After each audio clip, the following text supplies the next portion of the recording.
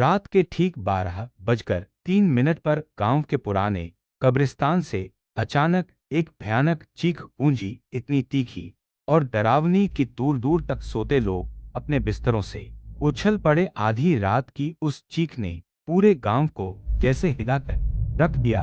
लोग खिड़कियों और दरवाजों से लेकिन बाहर सिर्फ घेरा और घना कोहरा दिखाई दे रहा था।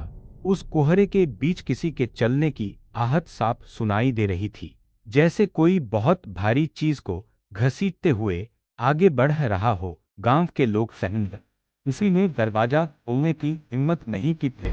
अचानक सब कुछ शांत हो गया, इतना शांत कि जैसे कुछ हुआ ही नहीं था। लेकिन ठीक उसी पल गांव के मंदिर की घंटी अपने आप बज उठी और उस अंधेरे में एक बेहद ठंडी, डरावनी और गहरी सही आवाज गूंजी, यहाँ से भाग जा, नहीं तो अगला नंबर तुम्हारा है। लोगों का खून जम कर सबने दरवाजे बंद कर लिए। कहा जाता है, जो उस आवाज को सुनता है वह कभी जिंदा वापस नहीं आता। उसका शरीर सिर्फ कब्रिस्तान की ताजी मिट्टी पर उसके पैरों के निशान बह जाते हैं। कहते हैं यह आवाज उस आत्मा की है जो कई साल पहले यहाँ दफन हुई थी और जिसे आज चैन नहीं मिला। आज भी दिखता है उसी कब्रिस्तान में जहाँ मुर्दे भी चैन से नहीं सोते और जिंदा लोग कभी वापस नहीं लौटते। वह तो गांव बाहर से देखने तक साधारण ही खेतों में काम करते किसान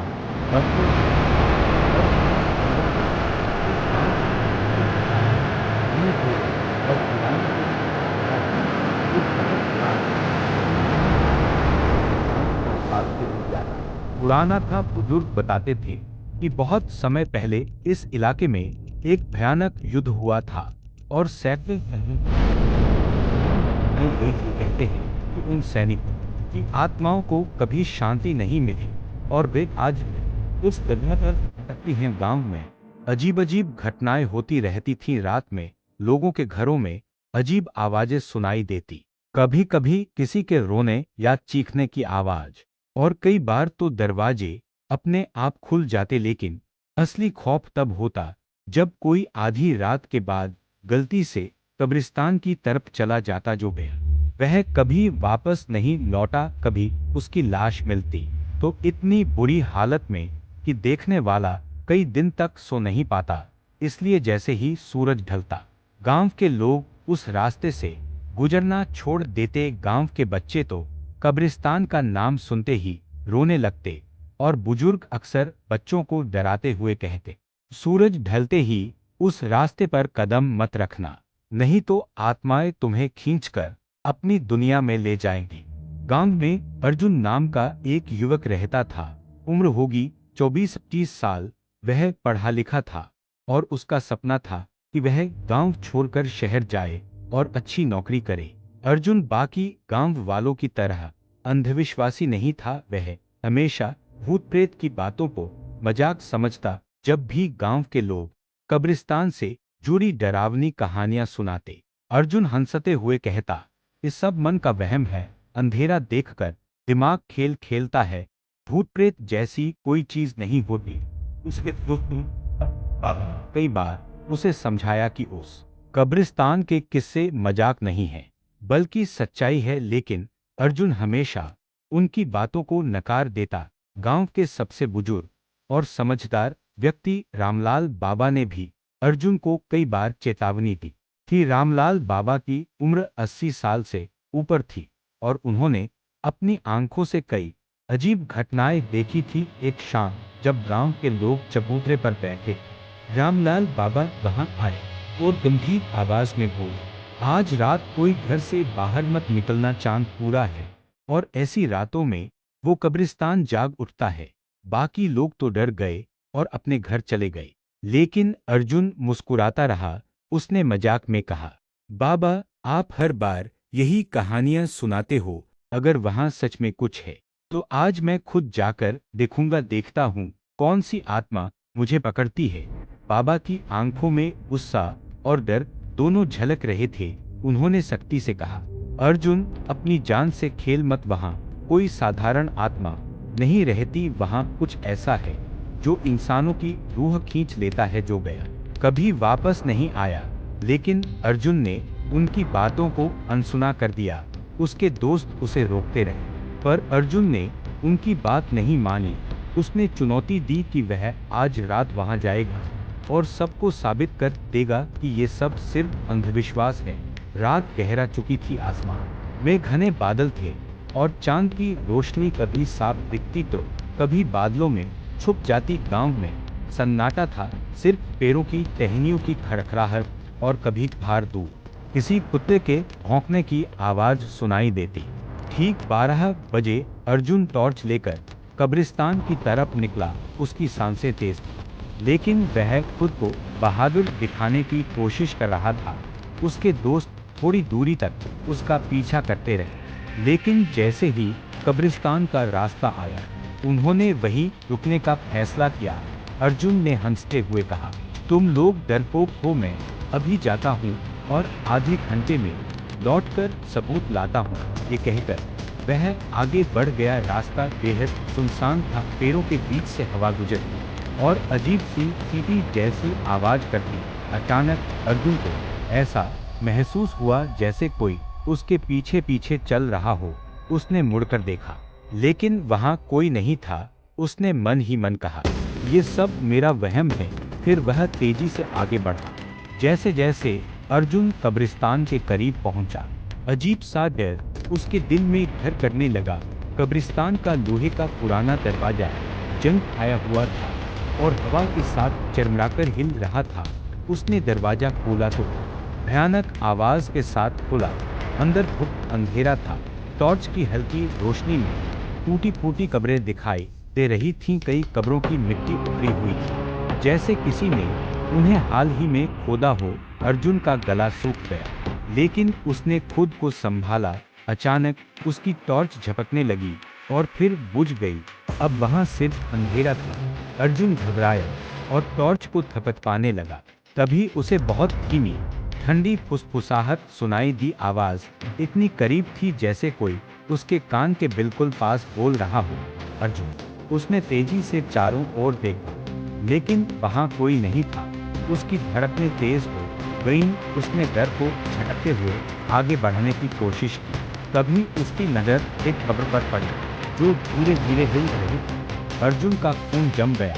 वह कुछ समझ पाता इससे पहले ही उस कब्र की मिट्टी हट गई और वहां से एक कंकाल बाहर निकल आया। कंकाल की आंखों में लाल रोशनी चमक रही थी। उसी वक्त पीछे से वही ठंडी गैर इंसानी आवाज गूंजी, तुम्हें नहीं आना चाहिए था।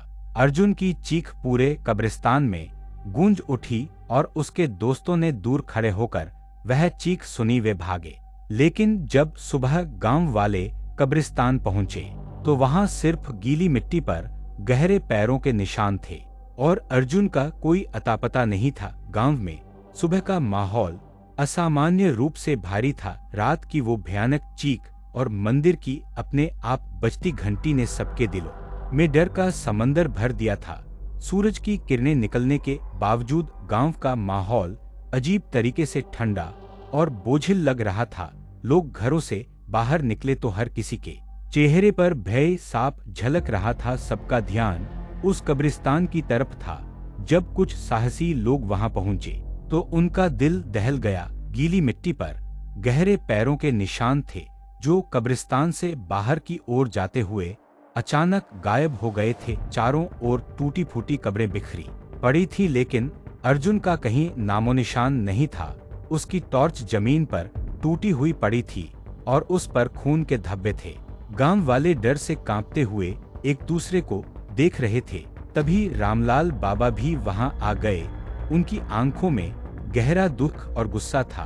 उन्होंने टूटी टॉर्च को हाथ में उठाया और भारी आवाज में कहा, मैंने उसे रोका था, बहुत समझाया था, लेकिन वह नहीं माना। अब उस आत्मा ने उसे अपने कब्जे में ले लिया है। ये सुनकर सबके रोंगटे खड़े हो गए।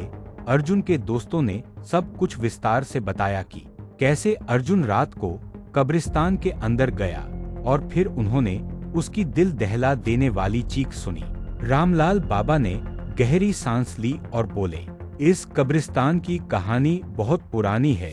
ये सिर्फ आत्माओं का ठिकाना नहीं, ये जगह एक ऐसे श्राप से बंधी हुई है जो कभी खत्म नहीं हो सकता। बहुत साल पहले इस गांव के पास एक भयानक युद्ध हुआ था। सैकड़ों सैनिक यहाँ मारे गए और उनकी लाशें इसी कब्रिस्तान में दफनाई गईं, लेकिन उनमें से कुछ सैनिक अत्याचारों के शिकार थे। उनकी मौत प्राकृतिक नहीं थी, उन्हें जिंदा ही गाड़ दिया गया था। उनकी आत्माएं आज भी चैन से नहीं सो पाईं और इस कब्रिस्तान में फंसी हुई हैं। लोग सांसें रोककर बाबा की बातें सुन रहे थे। बाबा आगे बोले, उस समय के लोगों ने इस जगह को बंद करने की कोशिश की थी। उन्होंने मंत्रों और ताबीजों का इस्तेमाल किया। सालों तक ये कब्रिस्तान शांत रहा, लेकिन फिर कुछ साल पहले कुछ लालची लोगों ने यहाँ खुदाई करवाई। पुराने कब्रों को तोड़ा गया। कहते हैं उन्होंने सोचा था कि उन्हें यहाँ खजाना मिलेगा, लेकिन जो मिला वह सिर्फ मौत और खौफ था। उसी दिन से ये कब्रिस्तान जाग गया और यहाँ की आत्माएं आजाद हो गई। गांव के एक बुजुर्ग ने कांपती आवाज में पूछा, लेकिन अर्जुन के साथ क्या हुआ बाबा? क्या वह जिंदा होगा? बाबा ने अपनी आंखें बंद कर ली और धीमी आवाज में बोले, अगर आत्मा ने उसे पकड़ लिया है तो उसे बचाना आसान नहीं है, लेकिन शायद अभी देर नहीं हुई। आज रात पूर्णिमा है। यही वो रात है जब आत्माएं सबसे शक्तिशाली होती हैं। अगर हम आज नहीं गए तो अर्जुन हमेशा के लिए इस अंधेरे का हिस्सा बन जाएगा। गांव वाले डर के मारे पीछे हटने लगे। कोई भी उस भूतिया कब्रिस्तान में जाने को तैयार नहीं था। अर्जुन का सबसे करीबी दोस्त विक्रम सामने आया। उसकी आंखों में आंसू थे। उसने दृढ़ आवाज में कहा, मैं अर्जुन को नहीं छोड़ूंगा। वह मेरा भाई जैसा है। मैं उसके लिए अपनी जान भी दे सकता हूँ। रामलाल बाबा ने विक्रम के कंधे पर हाथ रखा और कहा, अगर तुम तैयार हो तो मैं तुम्हारे साथ चलूंगा, लेकिन याद रखना वहाँ सिर्फ तुम्हारा साहस काम आएगा। डरते ही आत्माएं तुम्हें अपना शिकार बना लेंगी। रात हुई। पूरा गांव अपने घरों में दुबका बैठा था। चांद आसमान में सफेद और ठंडा चमक रहा था। रामलाल बाबा और विक्रम मंत्रों से युक्त ताबीज, धूप और गंगाजल लेकर कब्रिस्तान की ओर चले। जैसे ही वे कब्रिस्तान के करीब पहुंचे, हवा का तापमान अचानक गिर गया। चारों ओर कोहरा फैल गया। दरवाजा अपने आप खुला और अंदर से ठंडी हवा का तेज झोंका आया। अंदर का नजारा दिल दहला देने वाला था। टूटी कब्रें, बिखरी हड्डियां और पैरों पर उल्टे लटके कौए। चारों तरफ सन्नाटा, लेकिन फिर भी अजीब सी फुसफुसाहट सुनाई दे रही थी। रामलाल बाबा ने गंगाजल छिड़का और मंत्र पढ़ते हुए आगे बढ़े। अचानक कोहरे के बीच एक परछाई हिली। ने ध्यान से देखा और उसकी सांसें थम गईं। वह अर्जुन था, लेकिन उसका चेहरा पूरी तरह सफेद, आंखें लाल और होठों पर खून के निशान। अर्जुन के हाथ पांव बेढंगे तरीके से हिल रहे थे, जैसे किसी अदृश्य ताकत ने उसे कठपुतली बना दिया। विक्रम ने चिल्लाकर कहा, अर्जुन, ये मैं हूँ विक्रम। लेकिन अर्जुन ने कोई जवाब नहीं दिया, बल्कि उसने विक्रम की तरफ बेहद डरावनी मुस्कान के साथ देखा और गहरी ठंडी आवाज में कहा, विक्रम, तुम भी आ गए। अब तुम भी कभी नहीं जाओगे। रामलाल बाबा तुरंत आगे बढ़े और जोर से मंत्र पढ़ने लगे। अचानक जमीन हिलने लगी। कई कब्रें अपने आप फट गईं और उनमें से कंकाल बाहर निकल आए। चारों तरफ ला और चीखने की आवाजें गूंजने लगी। विक्रम ने डर के मारे ताबीज को कसकर पकड़ा। रामलाल बाबा ने अर्जुन की तरफ गंगाजल फेंका और जोर से, तुम इंसान हो, आत्मा का गुलाम नहीं, अपने होश में आओ। अर्जुन कुछ पल के लिए रुक गए। उसकी आंखों में मन की झलक दिखी। तब अचानक एक भयानक आकृति को इंसान और आदमी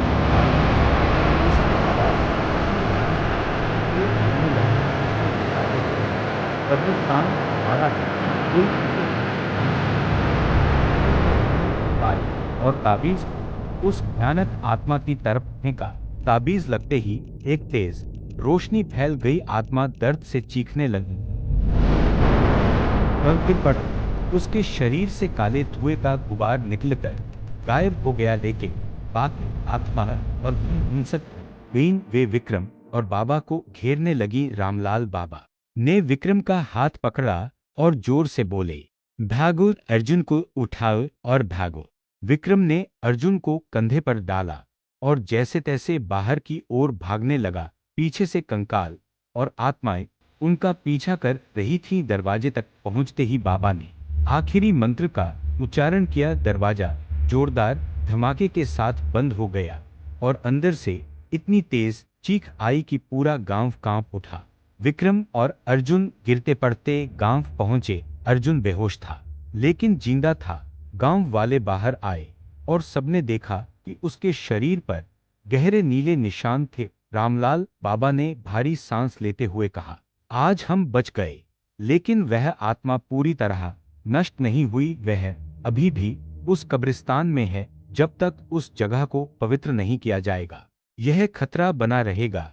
गांव वालों ने उस रात की घटनाओं को कभी नहीं भुलाया।